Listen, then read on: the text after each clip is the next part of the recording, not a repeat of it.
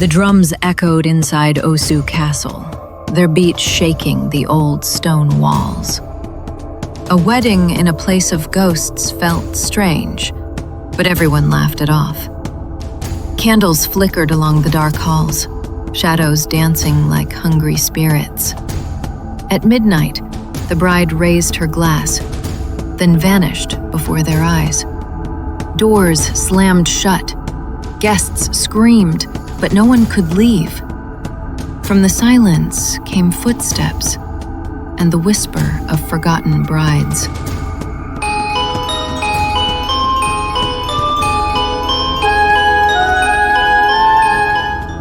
The guests rushed to the doors, pulling and pushing, but the heavy locks did not move. Some tried the windows, but the shutters were nailed tight from the outside.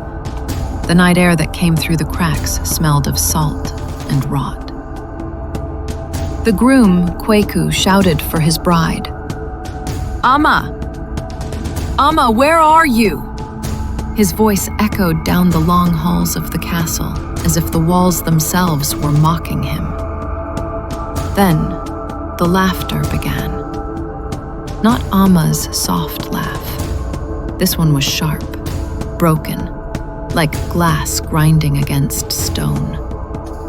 The sound came from the dark stairwell that led to the old dungeons. A few brave men took candles and stepped forward.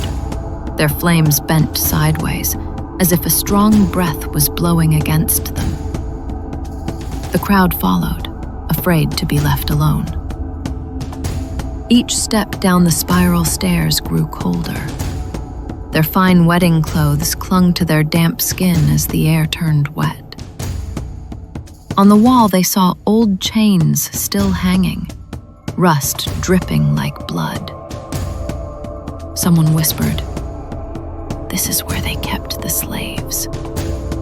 Suddenly, one of the women screamed.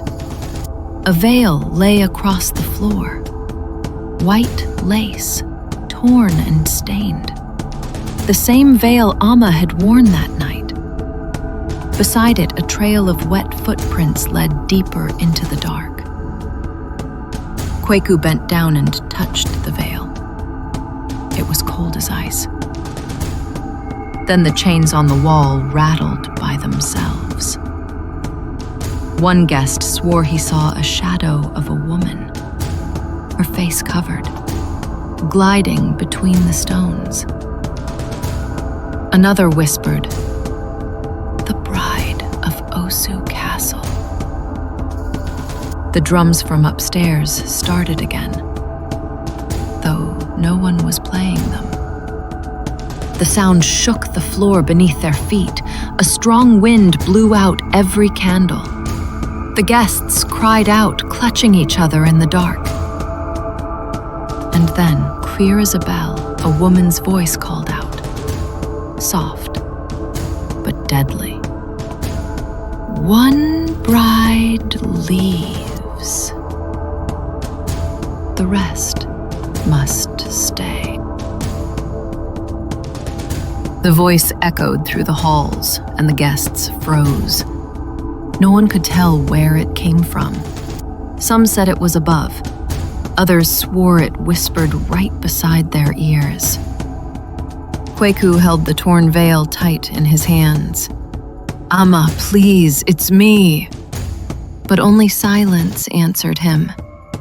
Then the heavy stone wall at the end of the dungeon groaned and shifted. Slowly, a hidden door cracked open. Cold blue light spilled out, lighting the stairwell. Without thinking, the crowd moved toward it like moths chasing a flame. Inside was a long corridor lined with mirrors. Tall, cracked glass from floor to ceiling. The guests gasped when they looked inside. They didn't see their own faces. Each mirror showed brides in white gowns, their veils stained with dirt and blood. Some had hollow eyes. Some had mouths sewn shut. Others pressed their hands against the glass, begging to be free. One old man screamed and tried to smash a mirror with his fist. But instead of breaking, the glass rippled like water, and a pale hand shot out, grabbing his arm. The guests pulled him back, but he came away bleeding, his sleeve shredded like claws. The mirrors began to shake, and the brides inside them started to move.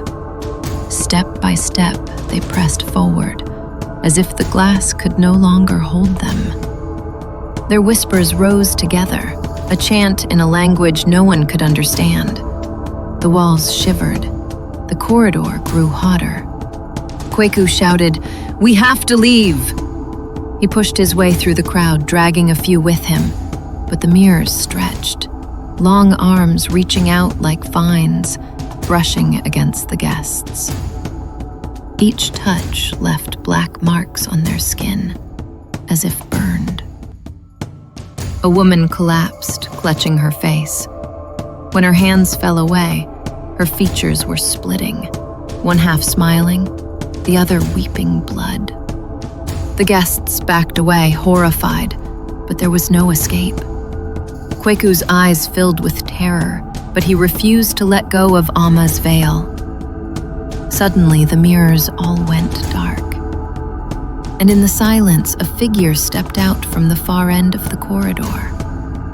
It was Amma. She wore her wedding gown, but her eyes were glowing white, her skin pale like the dead. She raised her hand and the other ghostly brides bowed to her. She whispered, "I am theirs now, and so are you." The guests screamed and ran, but every path led them back to the mirror corridor. The walls twisted like a maze, trapping them inside.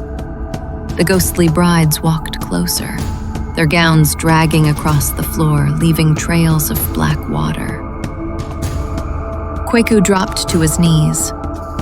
"Amma, please fight them! It's me, your husband!"